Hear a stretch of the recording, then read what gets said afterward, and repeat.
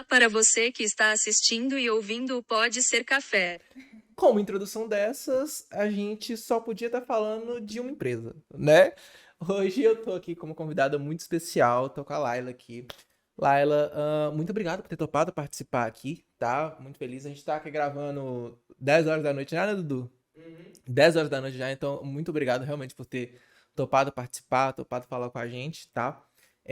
Primeiro eu queria que você se apresentasse, desse um oi. A minha introdução foi um pouquinho diferente para as pessoas aqui, então para quem não entendeu, olá para você que está assistindo e ouvindo o Pode Ser Café de hoje aqui, tá bom? Agora, introdução feita. Primeiro, eu queria agradecer muito o convite, Matheus. É uma super honra, um super privilégio estar aqui falando com vocês. É, eu adorei a introdução. Inclusive, para me apresentar, eu vou contar aqui um fato curioso que algumas pessoas me falam que a minha voz parece com a do Google Tradutor. Então, já aconteceu de me falarem: ah, você que é a moça do Google? E eu achei que alguém tinha me reconhecido pelo trabalho mesmo. E, na verdade, é essa coincidência feliz aí de parecer que eu tenho essa voz. Então, desculpa, só queria fazer essa introdução. E como você se sente tendo a voz do Google? Ah, eu acho que é interessante, né? É um jeito bom de quebrar o gelo. Se eu não tiver assunto, a gente pode sempre começar falando sobre isso.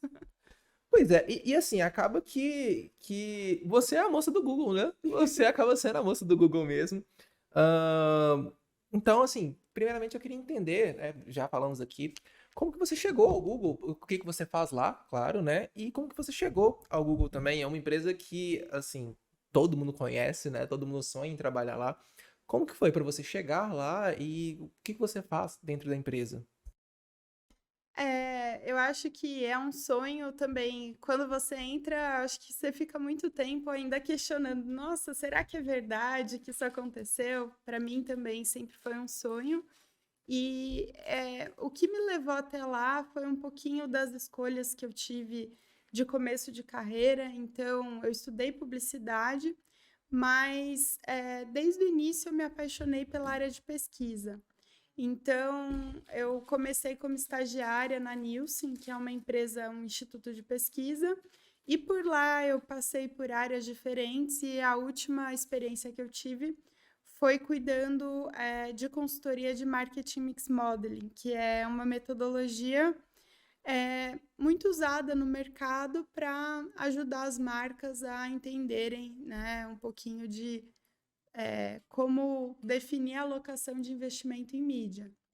E a experiência específica nessa metodologia me abriu a porta para poder hoje exercer a função que eu exerço dentro do time de produto do Google, como especialista de mensuração com foco em marca. Então, hoje eu fico dentro da estrutura comercial e o meu trabalho é conseguir ajudar, né, os nossos times internos, os nossos clientes, a medirem o valor do investimento das campanhas, principalmente orientadas a brand. Perfeito. Tem quanto tempo que você tá no Google já? 3 anos, faz 3 anos que eu tô lá. 3 anos, beleza. Assim, quando fala em Google, pra mim, só vem uma coisa na cabeça, que é aquele filme Os Estagiários, sabe? Assim, a gente conversou com a Marcela Parisi aqui, que ela é da Globo atualmente, mas ela passou por Google, e ela deu a visão dela sobre isso. Como que é trabalhar no Google? É realmente, tipo, igual o filme Os Estagiários, é uma loucura, mas é uma loucura legal? Ou é realmente, ou é como um escritório padrão? Enfim, como que é trabalhar lá? Eu acho que, assim, tem uma magia muito forte na cultura do Google. Então, eu acho que todos os escritórios, independente do tamanho, eles tentam reproduzir um pouco dessa magia que a gente vê no filme. Eu acho que o que mais me impressiona é a disponibilidade de comida. Eu gosto muito de comer, então eu acho que a comida do escritório é uma coisa realmente muito especial. Só que às vezes algumas pessoas até questionam, não, vocês ficam lá comendo, jogando ping-pong. Na realidade não é assim, né? A gente tem um trabalho muito sério, muito comparável ao que se espera, né, do mundo corporativo, mas eu acho que a gente tem uma cultura muito forte e uma cultura muito agradável, e a estrutura, né, dos escritórios permite com que a gente viva momentos bem interessantes. Então, só dando um exemplo, acho que além de comida e de ping-pong, Bicicleta. a gente também tem algumas iniciativas culturais que são muito legais. Então, alguns dias atrás teve o dia do pijama, então todo mundo vai trabalha de pijama. A gente tem happy hours mensais no próprio escritório. Então, acho que tem essa cultura que incentiva muito os momentos de descontração e de realmente você poder se conectar com as pessoas. Num episódio mais cedo aqui, a gente falou sobre Employee Experience, né? A experiência do colaborador. E eu bati esse papo com ele falando que, pô, você ter uma cultura, você ter um ambiente que propicia com que você fique bem, com que você se sinta feliz, isso motiva você ficar ali muito mais tempo, né? Lá no Google realmente tem isso? Eles se preocupam com esse tempo da galera? Ou é porque é uma empresa cool, quer ser legal, sabe? Eles realmente se preocupam com isso pra galera se sentir bem, pra galera sentir que é a segunda casa, né? Pô, o trabalho é o lugar que às vezes você passa mais tempo no trabalho do que dentro de casa. Lá tem realmente essa preocupação? Eu vou dar alguns exemplos de alguns recursos que a empresa disponibilizou durante a pandemia, que eu acho que podem traduzir um pouco desse divisor de águas, do que é você ter, né, ser uma empresa cool ou você ter uma preocupação genuína com o bem-estar dos funcionários. Então, durante a pandemia, a gente teve alguns benefícios de, por exemplo, poder tirar dias para cuidar da saúde mental, além das nossas férias garantidas por lei, a gente também podia tirar dias sem nenhuma justificativa, só porque a gente poderia estar exausto e tudo mais. Eles liberaram também uma verba para a gente poder equipar nossa casa com qualquer material, com uma cadeira confortável, com o que fosse necessário para fazer o trabalho remoto, sem perder o conforto, né, da estrutura aqui, que o escritório oferece. E também, assim, tem um pensamento muito humanizado em relação ao cuidado com saúde mental, tem muitos cursos que eles disponibilizam, tem pessoas que ficam à nossa disposição para falar sobre isso, tem suporte psicológico. Então, eu acho que vai muito além das coisas que são diretamente materiais.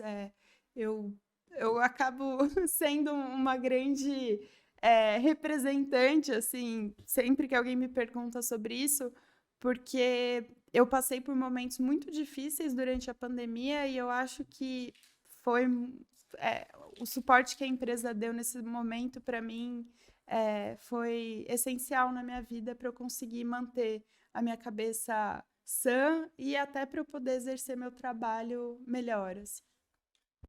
Pois é, a gente falou muito sobre isso, que é um conjunto de estratégias, né? São várias coisas que podem ser consideradas Employee Experience, né? Não é só o kitzinho ali, mas o kitzinho também é algo que faz a diferença.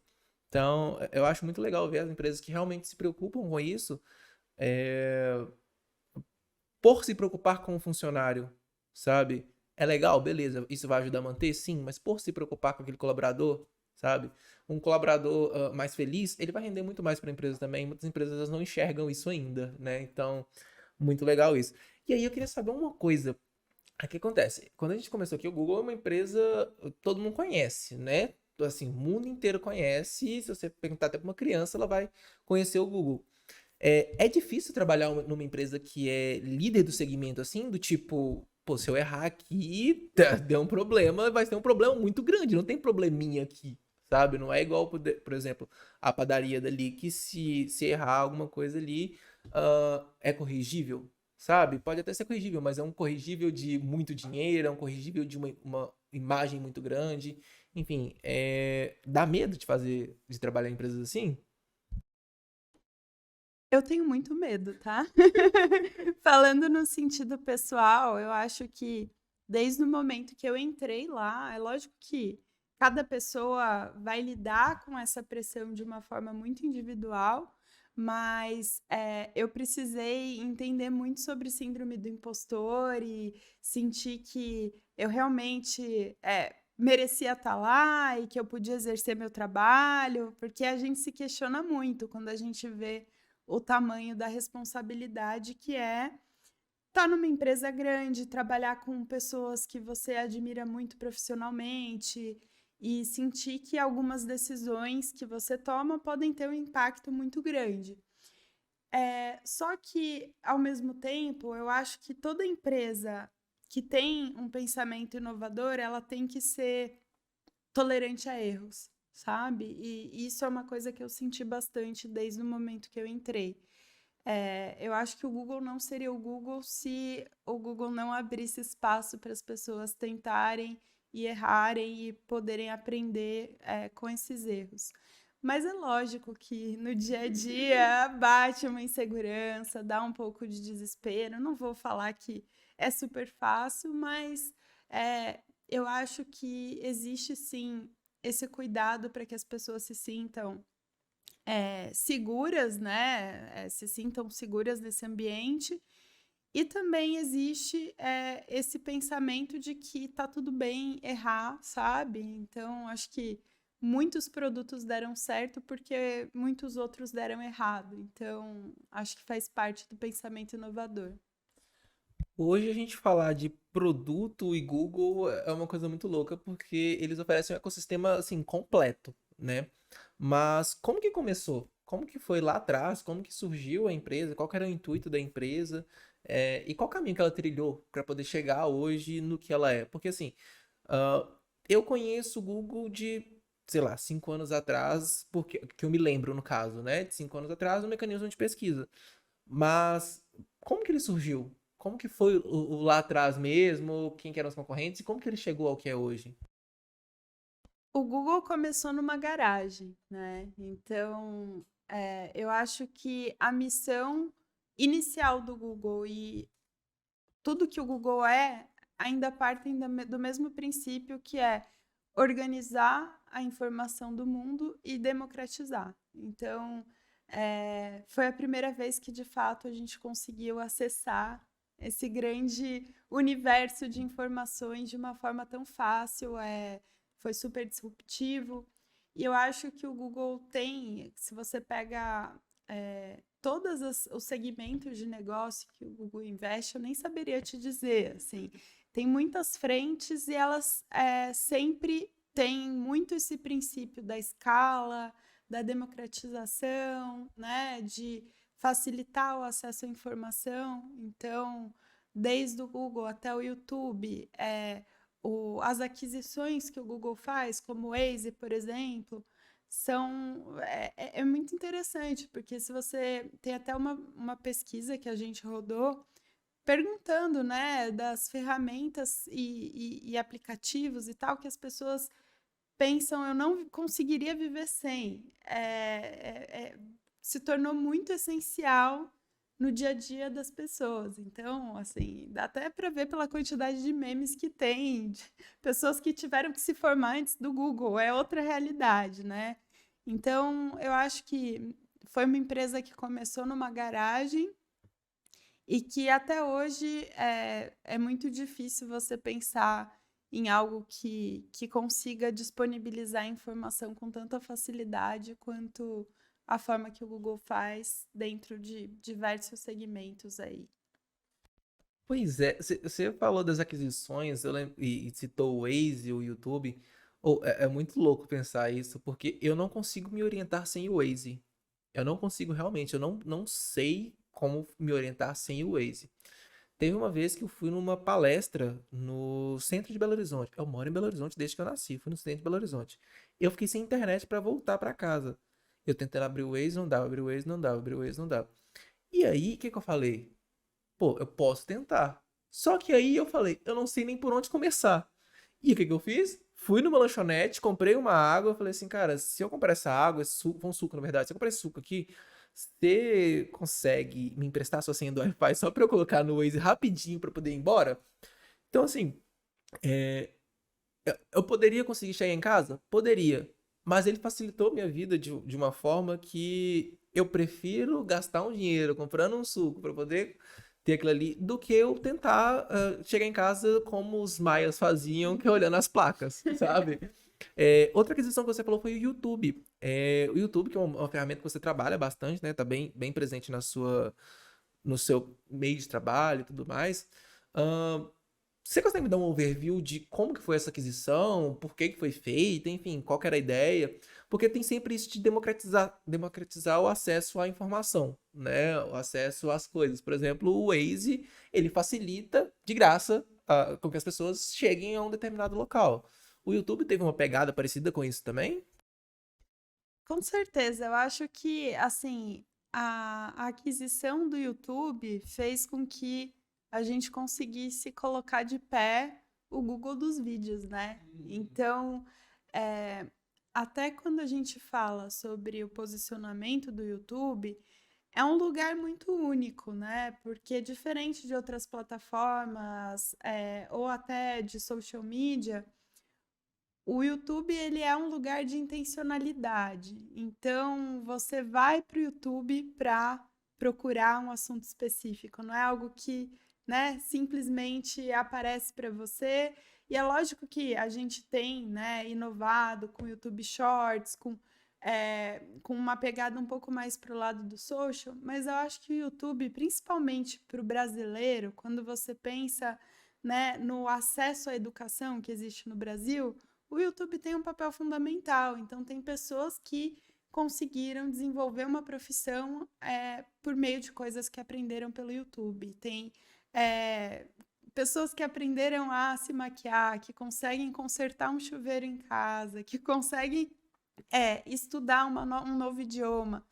Então, o vídeo, né, a gente também mapeia muito isso em diversos estudos, da importância do vídeo no Brasil como disseminador de educação mesmo. Então, eu acho que é uma aquisição muito coerente, porque é uma forma de trazer todo esse repertório de conhecimento e incentivar também esse lado mais criativo, mais produtor, né, das pessoas. Acho que a profissão youtuber foi algo que foi bem disruptiva no Brasil também. A gente vê grandes nomes, o Felipe Neto, por exemplo, que ele nasceu junto com o YouTube no Brasil, praticamente. Então, é muito legal poder ver todo o proveito que um país como o Brasil, com um potencial criativo tão grande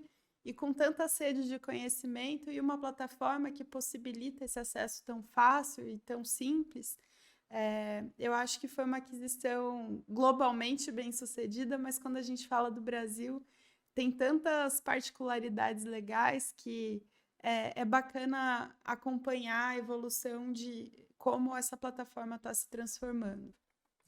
Você comentou sobre a questão dos creators em empresas. Muito legal ver que hoje em dia algumas empresas elas utilizam a própria plataforma para facilitar a informação também. Como, por exemplo, você falou do chuveiro. Eu já vi várias empresas que, ao invés de mandar o manualzinho de montagem do móvel, por exemplo, ela manda um link, um QR Code, né, no caso, que direciona para um vídeo e o vídeo está mostrando como é montado. E isso é uma coisa tão mais fácil, porque, assim, pelo menos pra mim é muito mais fácil ver um vídeo e entender que aquilo ali é feito daquela forma do que tentar entender um manual que tá escrito ali. Talvez pode ser porque eu sou mais novo também, enfim, como as pessoas antigamente, hoje, taxista, por exemplo, tem facilidade de andar na rua, encontrar ruas e eu prefiro o Waze, Sim, né? sim, sim. Pode ser uma coisa da minha idade também, mas ah, as empresas precisam pensar nessa nova geração também. Então eu acho muito massa isso, essa adaptação da empresa para isso, sabe? E você falou também dos YouTubers, dos creators, né? O, o termo YouTuber, ele até surgiu porque o YouTube ele foi a primeira plataforma de vídeo, assim, não foi? Eu tô enganado? Foi o YouTube mesmo, né? Eu acredito que sim. Assim, eu também não tenho tanto conhecimento histórico pré-YouTube, mas eu acredito que sim. Pois é, e muito legal isso do tipo maisena, do tipo cotonete, a gente tava brincando aqui hoje, que são coisas que levam o nome da marca. Então, até pessoas que trabalham hoje em outras plataformas, às vezes levam o nome de youtuber justamente por causa desse pioneirismo, né? Então, realmente acho bem legal. Um outro ponto que você falou é que você atua principalmente aqui no Brasil, né? Como que funciona esse contato com o time global? Porque você falou da aquisição do YouTube no mundo, né? A aquisição dele foi global, não comprou o YouTube Brasil, comprou o YouTube. Como que funciona esse contato? Como por exemplo, vai rolar determinada coisa que você precisa aprovar, vai rolar, não sei, como que funciona esse contato realmente com essas pessoas? Porque são pensamentos diferentes, são pessoas diferentes, estão em locais diferentes. Como que é esse contato? Como que é essa gestão global dessa marca?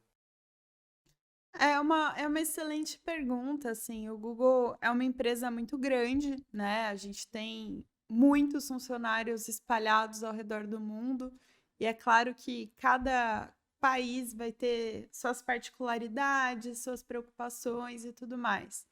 Hoje tudo fica muito centralizado, principalmente nos Estados Unidos, mas a gente sempre tem muito contato direto com esses times e muita abertura para trazer nosso ponto de vista em relação a melhorias de produto, o que deve ser priorizado.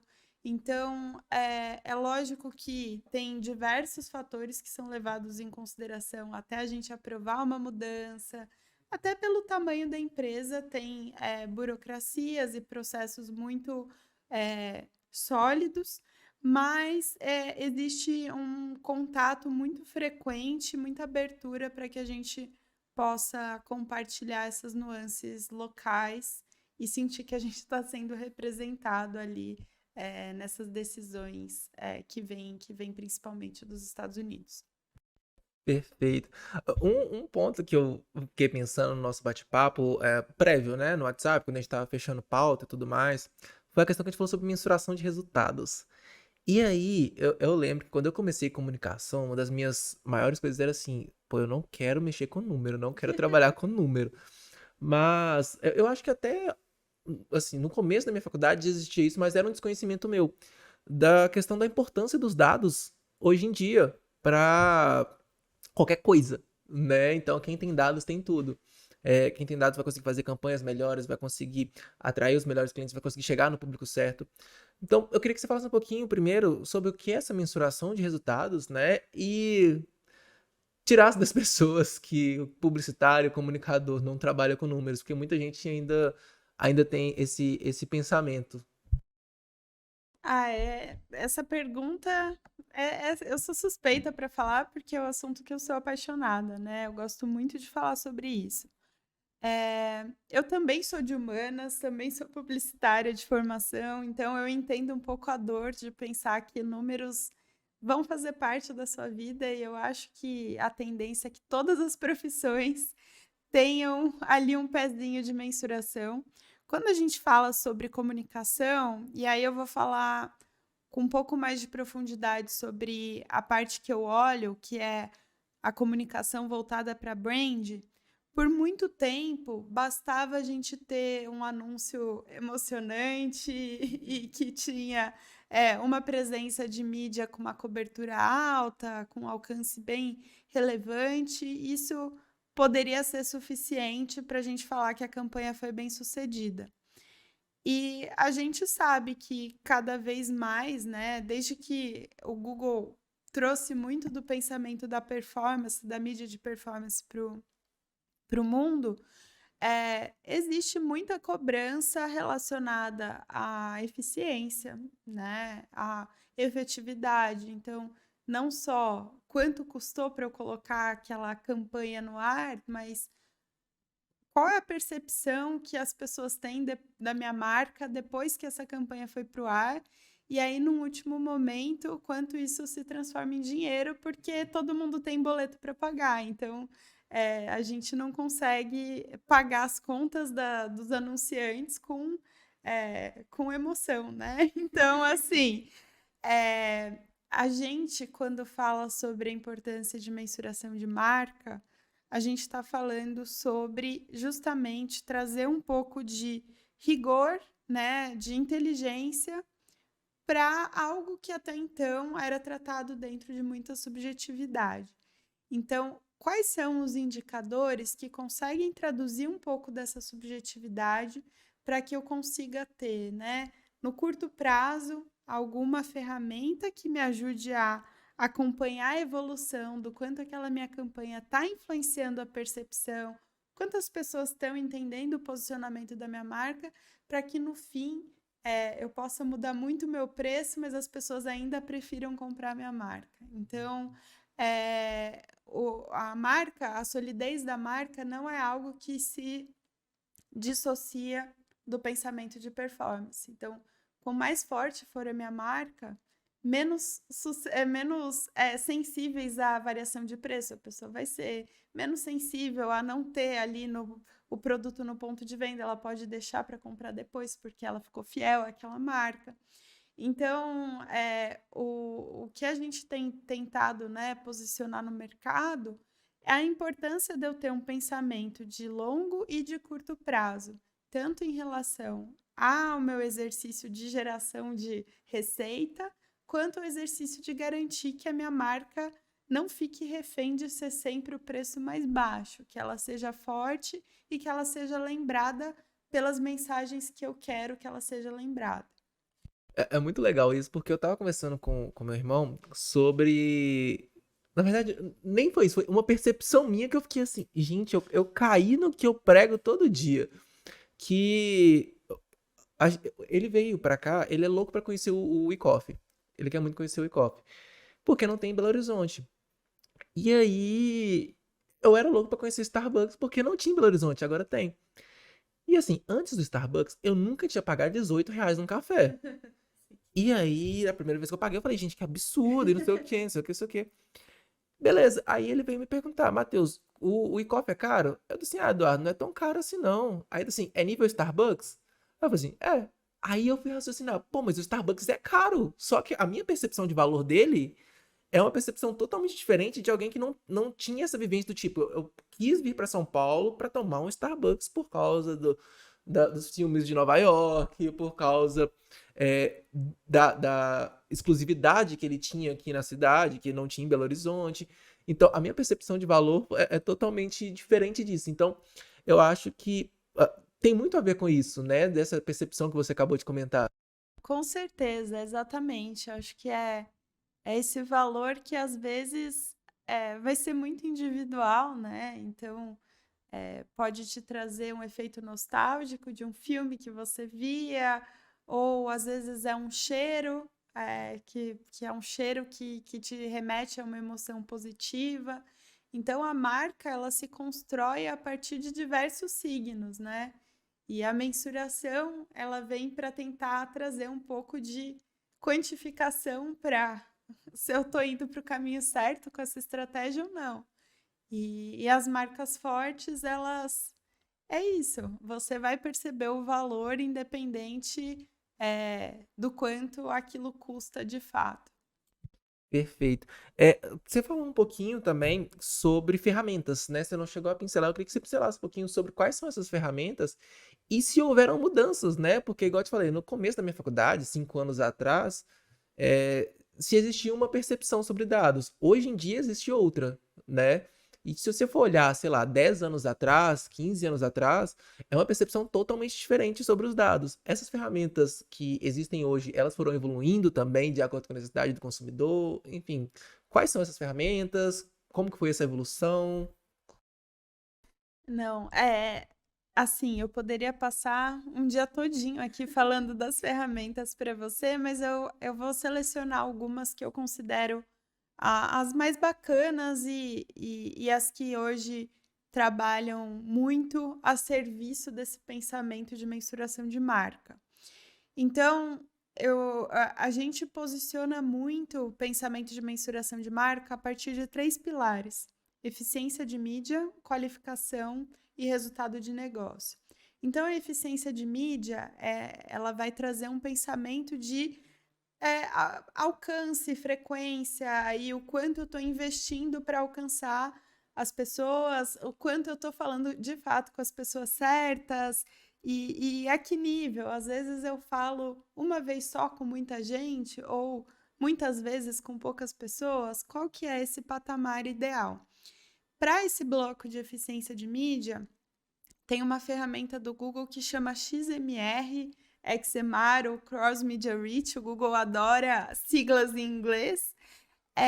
E é uma ferramenta que você consegue entender depois que a sua campanha foi para o ar. Então, pensando aí numa campanha cross-mídia que foi executada, a mesma campanha na TV aberta e no YouTube, eu consigo entender qual foi a entrega do alcance nesses 2 meios, quanto veio de cada um, quantas pessoas foram impactadas pelos dois, e eu consigo ter uma profundidade muito legal de qual foi o nível de alcance e frequência por gênero, por faixa etária e tudo mais, e entender qual foi o meu investimento para fazer isso acontecer. E a própria ferramenta já tem um simulador para você criar cenários otimizados de como você poderia melhorar essa alocação pensando no seu target. Então, essa é uma ferramenta, tá nas minhas queridinhas, assim, eu acho que ela tem um potencial muito grande. Para qualificação, a gente tem o BurnLift. Então, é uma ferramenta que, falando um pouquinho de techniquez, ela vai separar um grupo de pessoas que foi exposta à campanha daquela marca no YouTube e um grupo de pessoas com as mesmas características que não foi. E aí, ela vai servir uma pesquisa. É uma pesquisa que você já deve ter visto entre vídeos no YouTube. Eu espero que você responda ali com muito carinho essa pesquisa, porque ela vai trazer essa visão de a gente pode escolher algumas perguntas, né? Então, desde se a pessoa lembra, até qual das marcas a pessoa prefere comprar. E aí, comparando o nível de pessoas que selecionaram a sua marca num grupo que viu e que não viu a sua campanha, eu vou entender de fato qual é o efeito incremental que a campanha do YouTube traz. E você falou sobre mudanças e tudo mais. Essa ferramenta tem passado por um processo de transformação e de incorporação de novas métricas. Então, hoje eu consigo não só entender qual é o custo para alcançar pessoas no YouTube, mas eu consigo saber qual é o custo para influenciar uma pessoa. Então, é o custo de pessoas que foram influenciadas por aquela campanha no YouTube para aquela métrica específica. Então, para quem trabalha com marca, isso é uma grande virada de chave. E eu não preciso esperar minha campanha acabar para fazer algo sobre isso. Eu tenho resultados que são atualizados ali praticamente a nível diário. Então, o que a gente recomenda muito é que a gente pegue muito do pensamento de otimização e de teste e aprendizado do mundo da performance e traga isso para o mundo de brand também. E o BurnLift é a nossa ferramenta que permite com que isso seja feito. E por fim, falando sobre um bloco aí de impacto em resultado de negócio, a gente tem experimentos geográficos. Então eu consigo separar um grupo de pessoas também por região que foi exposto e que não foi exposto à campanha ou a alguma configuração diferente da campanha, e eu entendo se aquelas pessoas compraram, se teve alguma mudança no comportamento de compra daquelas pessoas comparando essas regiões. E eu falo também sobre soluções de atribuição, claro, que é o core do Google, né? Quando a gente pensa em mensuração. E a gente tem também Marketing Mix Modeling, que não é uma solução do Google, mas é uma solução do mercado que ajuda a ter uma visão holística de qual é o impacto do investimento em mídia entre todos os meios. Então, eu consigo comparar, você até falou de retorno do investimento, eu consigo comparar o retorno do investimento de mídia pensando na alocação de todos os meios que fizeram parte da minha estratégia aí de mais ou menos 2 anos históricos. Que doido. Ó, assim, eu não fazia realmente a mínima ideia da maioria dessas coisas, mas muito massa saber, muito massa mesmo. E você comentou sobre o ROI, esse retorno sobre investimento. Eu e o meu professor, nós temos um curso de branding, e uma das coisas que a gente mais ouve é a questão de conseguir entender de apresentar para o cliente, no caso, como que a gente vai ter esse retorno sobre o investimento dele, sabe? Que eu imagino que é o que vocês tentam mostrar para o cliente. Mas vocês enxergam hoje em dia que existe uma dificuldade no tipo para apresentar realmente para o cliente, olha, investir em branding é fundamental? Ou você acha que as ferramentas que existem hoje, elas conseguem entregar isso, só que talvez as pessoas ainda não tenham o conhecimento dessas ferramentas? Porque a gente realmente recebe isso, do tipo, pô, pra mim como comunicador, é muito bom investir em branding, mas meu cliente, ele não quer investir nisso, porque o cliente, ele quer um retorno em venda naquele momento. Mas talvez o branding também gere aquele retorno em venda, só que de uma forma que ao invés dele vender 5 cafés de R$ 2, ele vai vender um de R$ 10, sabe? Como que você enxerga isso? Do tipo, existem as ferramentas e o público talvez desconhece? Ou existe essa dificuldade? Essa é uma excelente pergunta, tá? E é um desafio do mercado mesmo, né? Eu acho que tem algumas questões. Antes de falar especificamente sobre as ferramentas, a gente tem também uma expectativa, às vezes, desleal com o brand, de que o exercício que eu faço de marca, ele vai ser imediato, o impacto vai ser imediato em venda. Então, a gente até usa muito na nossa narrativa de mensuração de marca uma charge que tem vários animais diferentes, né? Tem tipo um elefante, um macaco, um peixe e tal, e fala: olha, o que subir a árvore mais rápido ganha. E o brand ele entra muito nessa analogia, porque às vezes a gente quer ser comparado com um estímulo de performance. E será que esse é o melhor jeito de comparar ali na venda do curto prazo? Existem soluções que permitem isso? Existem. Mas qual que é o papel do brand e qual que é o tempo que o brand leva para poder trazer esse impacto? Então, acho que fica um pouco a provocação em relação a entender que existe essa dicotomia temporal, né, em relação às iniciativas, e que a gente deve se aportar das ferramentas corretas e alinhar as nossas expectativas de forma mais estratégica para a gente não cair na visão de que brand é custo e não é investimento. Então, é bem importante. E aí, falando sobre ferramenta, acho que pensando até por ser uma solução que tem esse olhar mais de longo prazo, por recolher dados históricos, o Marketing Mix Modeling exerce bem essa função de tentar trazer um pouco de insights, mas a gente vê muitas dificuldades do mercado por ser uma metodologia um pouco mais complexa de aplicar,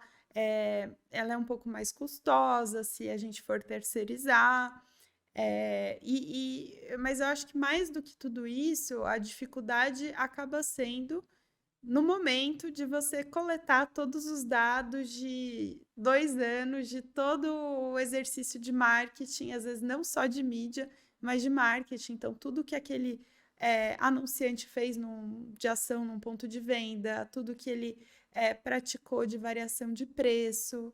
Então, se você for pensar na complexidade de você recolher de forma correta para você incluir numa modelagem estatística esses dados, acaba ficando um pouco difícil de ser algo super adotado. Mas a gente vê também, vem acompanhando um movimento bem legal dos anunciantes tentando fazer do jeito que eles conseguem, com os dados que eles têm.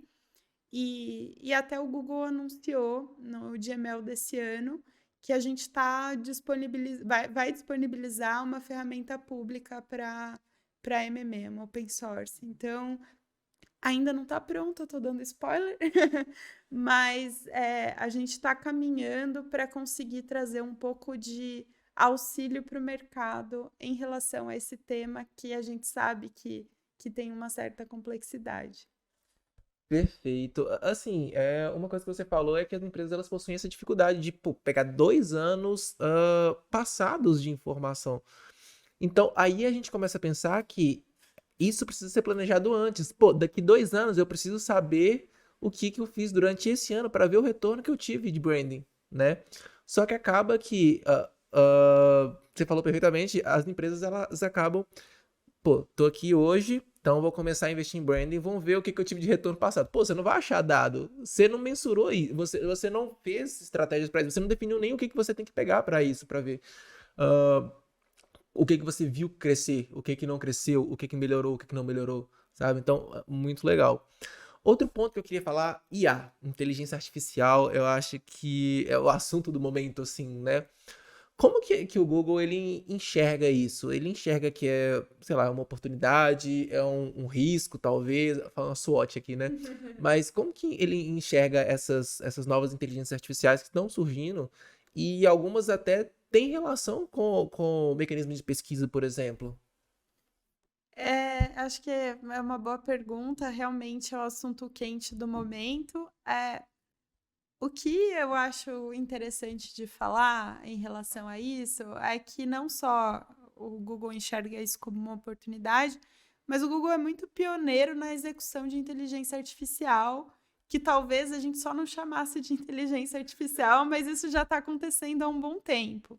E é lógico que a gente está sempre trabalhando para aprimorar o que tem de disponibilidade de produto e tudo mais. Então, esse ano a gente anunciou algumas mudanças importantes de produto, então de geração de imagem, de facilitar no próprio Google Fotos algumas edições, de tirar fundo, de reconhecimento facial. Tem diversas iniciativas que facilitam tanto a vida pessoal quanto a vida profissional. É, e é lógico que quando isso é feito no Google, existe todo um pensamento da responsabilidade por trás de você democratizar a inteligência artificial.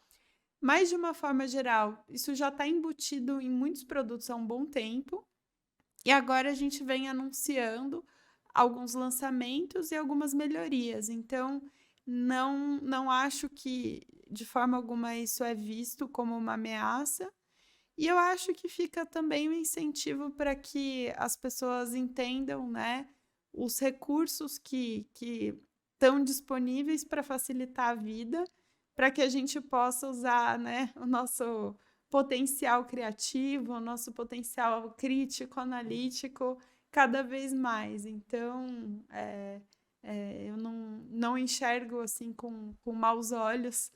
Eu acho que existe muito mais medo da palavra, né? Tem um estigma que por muito tempo ficou associado a coisas meio distópicas, mas eu acho que a intenção, primeiro, já está embutido em muitas coisas que a gente faz, e a intenção é a gente conseguir facilitar o dia a dia e dar escala para algumas atividades um pouco mais táticas, enquanto a gente pode aproveitar melhor o nosso tempo, a nossa energia com outras coisas. Perfeito. Você falou sobre democratizar, né? Que é uma palavra que a gente citou várias vezes aqui. Eu fui em um evento em Belo Horizonte que chama Cresça com o Google, que, assim, foi um evento muito foda, foi um evento gigantesco e foi gratuito, sabe? Vocês possuem esses eventos, como que eu vou dizer? Realmente essas formas de aproximar com o público com intuito educacional, né? Vocês possuem essas formas de trabalhar assim, o evento ele foi muito focado em creators, em produtores de conteúdo, em pessoas focadas na comunicação, empreendedores. É, existem mais eventos que fazem isso? Vocês se preocupam realmente com isso ou foi um caso isolado? Não, existe uma preocupação muito genuína, tem diversas iniciativas, tão um pouco distantes da minha área direta de atuação, mas eu sei que existe, né, todo um pensamento voltado para incentivo de startups, para capacitação do mercado, tem diversos cursos e certificações que são gratuitos, que estão disponíveis em plataformas, então, até os recursos para criadores, tem times que dão suporte, que dão orientação, porque eu acho que a gente sempre tem também um relatório de impacto econômico do Google, e esse impacto ele não se limita ao que o Google gera de receita como empresa, mas também o que possibilita através desses programas de capacitação e de compartilhamento de conhecimento e tudo mais. Então, eu acho que tem realmente uma frente muito forte de iniciativas voltadas para isso. Uma coisa que eu fiquei pensando eu tava aqui mais cedo aqui, eu coloquei uma música no YouTube e aí veio o anúncio. E aí eu fiquei pensando do tipo, vocês acabam sendo um meio de uma equação, né? Entre nós temos aqui a empresa, né? E nós temos o consumidor. A empresa que está anunciando, então para ela é bom que seja mostrado. Vocês estão no meio aqui e, por exemplo, lançaram o YouTube Premium, que acaba indo de contramão com a empresa que quer mostrar o anúncio. Mas é uma coisa muito boa para o consumidor. Como que são feitas essas decisões? Do tipo, pô, agora que a gente tem que segurar a mão um pouquinho com a empresa, que ela é importante pra gente, mas se a gente não tiver o consumidor aqui, não tem a empresa. Tá, mas a gente tem que ajudar a empresa aqui também, porque é a empresa que vai pagar para o consumidor conseguir assistir gratuitamente. Como que tá no meio dessa equação?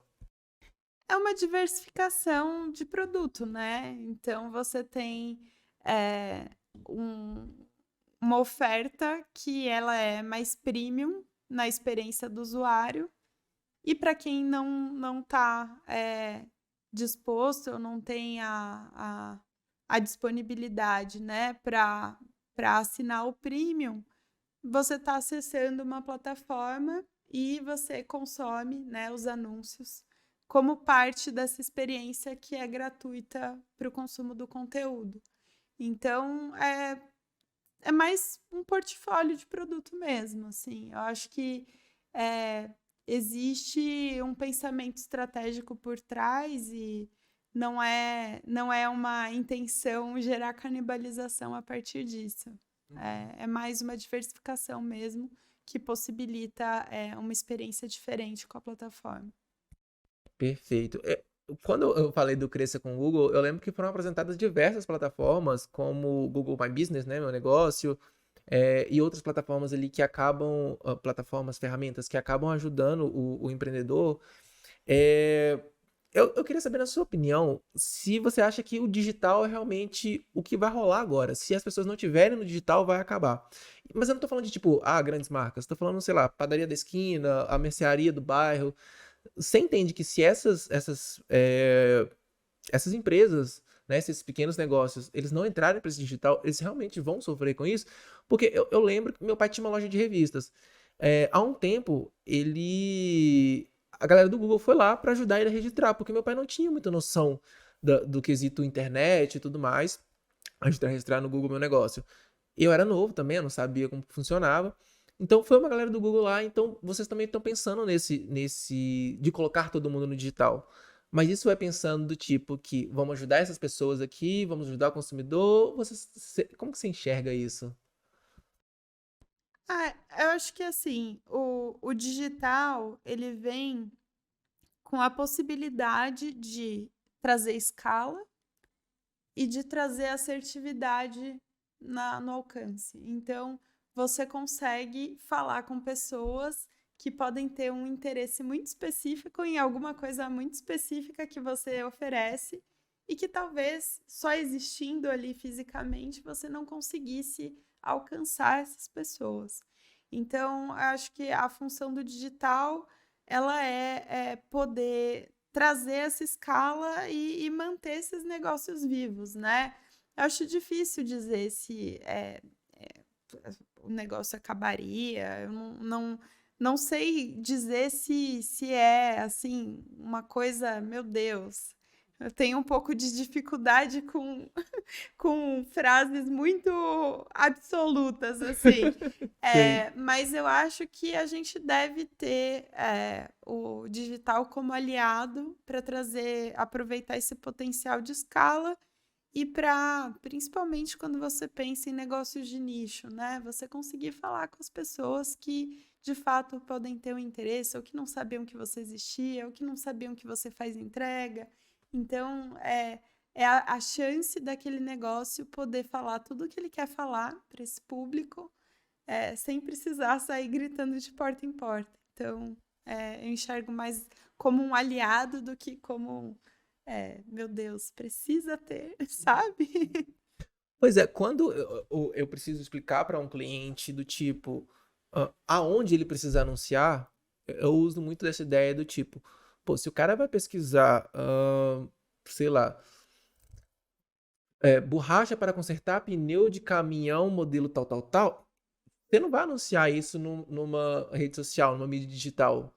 Por quê? Porque o cara não vai procurar isso lá, ele vai procurar isso no Google. Então, no Google você tem um público que já está procurando por aqueles assuntos que são muito específicos, sabe? Então, eu sempre explico dessa forma. Onde você vai procurar determinada coisa? Então, se a pessoa já está procurando, ela está muito mais tendenciosa a comprar. Você não precisa convencer ela a comprar essa borracha para caminhão, sabe? Então, eu explico muito assim para os meus clientes e é realmente isso. As pessoas vão na plataforma para procurar aquilo. Então, se você tá ali para anunciar aquilo que a pessoa já tá procurando, é muito mais fácil dar esse match, né? Eu queria te agradecer muito por ter topado participar, tá? Tem um presentinho aqui que a gente separou para você, a nossa patrocinadora, nossa parceira Oakley, mandou presentinho para você, tá? Mandou um óculos para você. E assim, muito obrigado mesmo por ter disponibilizado seu tempo. Eu sei que tá puxado, rolou viagem, rolou um tanto de coisa, né? Que acabou que a gente quase que não deu certo, mas tô muito feliz que você topou participar, tá? E por fim, a gente sempre tem a de café, que é uma dica que a gente pede para que as pessoas que estão assistindo, que estão ouvindo, elas consigam aprender um pouquinho mais sobre o que foi falado aqui. Então pode ser, sei lá, um podcast, um filme, uma série, um livro, uma frase, qualquer coisa que as pessoas possam aprender um pouquinho mais sobre o que a gente comentou aqui. Tá ótimo. Primeiro, queria agradecer muito, muito, muito o convite, o espaço, a oportunidade para falar e a disponibilidade também desse horário. Eu sei que foi difícil realmente encaixar as agendas, mas um baita privilégio estar aqui falando com vocês. Sobre dica, eu queria recomendar o filme que está sendo muito falado agora sobre a criação do Nike Air. Então, acho que é um exemplo muito bacana desse pensamento de construção de valor a partir de uma marca. Então, acho que vou deixar essa dica aqui. Perfeito. Nossa, esse filme é realmente muito bom. Realmente muito bom. Eu gostei muito desse filme. Todo filme que tem histórias assim de marca, eu acho que são bem interessantes, sabe? Então, perfeito. Olha, muito obrigado mais uma vez por ter topado participar. Não, mais uma vez falando que, Matheus, todo episódio você fala que não sabe quando o episódio vai no ar. Pois é, eu não sei quando o episódio vai no ar. Por quê? Porque estamos passando por um rebrand de marca. E eu estou brigando com o nosso designer para ele disponibilizar nossa marca logo. Eu sou chato? Sou. Mas a marca ainda não está pronta. E como o Vinícius falou, se esse vídeo sair em 2045, ainda tem muitos episódios que você pode assistir. Temos diversos episódios com diversas pessoas legais aqui, várias pautas bem interessantes. E só você voltar um pouquinho no YouTube, no Spotify, na plataforma que você... Google Podcasts, na plataforma que você achar melhor, na plataforma que você mais gostar, que você vai ver vários episódios muito legais, tá? Muito obrigado, gente, e até a próxima. Tchau, tchau.